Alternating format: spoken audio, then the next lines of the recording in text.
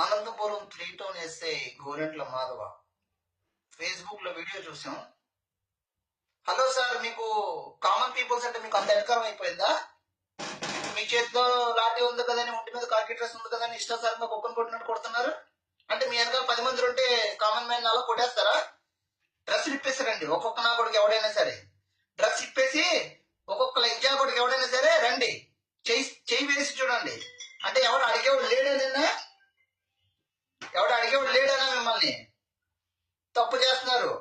పోలీసులు అంటే ప్రజలకి గౌరవం ఉంది. దయచేసి ఆ గౌరవాన్ని పోగొట్టుకోకండి. మీరు మాకు భద్రత ఇవ్వడానికి మిమ్మల్ని ప్రభుత్వం నియమించింది తప్ప మా మీద జులుం చేసి మా మీద లాఠీ చార్జీలు చేయడానికి ఎవరు మీకు ఇచ్చాడు హక్కు? మీకు ఇచ్చాడు అలా ఇచ్చిందా మీకు హక్కు? ఆ వైట్ టీషర్ట్ ఎవడవరా లంచా కూడా నువ్వు మనిషివా పశువా? నీ తమ్ముడినో నీ అన్నీనో నీ బాబునో రోడ్డు మీద అలాగే కొడితే ఊరుకుంటావరా నువ్వు? నీ చేతిలో లాఠీ ఉంది కదా ఇచ్చేసరంగా కుక్కను కొట్టినట్టు కొడుతున్నావు.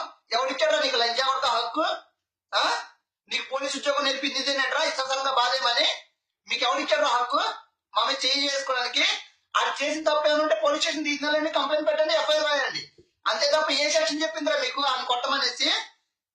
ఇప్పుడే మళ్ళీ చెప్తున్నా, ఏ లంచా కొడుకైనా పోలీస్ డ్రెస్ లో ఉన్న ఎవడైనా సరే ప్రజల మీద జులుం చేసి ఇష్టాసారంగా ప్రవర్తించినా సరే మానవ హక్కుల కమిషనర్కి వెళ్ళి సెక్షన్ ప్రకారం మేము కేసు పెట్టి మిమ్మల్ని డిస్మిస్ చేయించకపోతే నా కొడకల్లారా మేమేంటో చూపిస్తాం. సామాన్య పౌరులు కదా అనేసి మీరు ఇష్టాసారంగా చేతిలో లాఠీ ఉంది కదా ఎలా పడితే కొడుతున్నారు.